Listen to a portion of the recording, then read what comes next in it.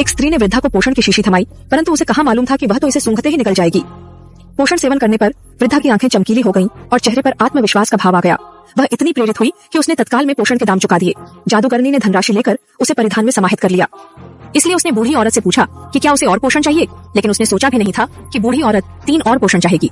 यह सुन चुड़ैल थोड़ा संकोच में पड़ गई, लेकिन बूढ़ी औरत द्वारा दी गई अधिक राशि के कारण उसने 2 पोषण निकाल लिए।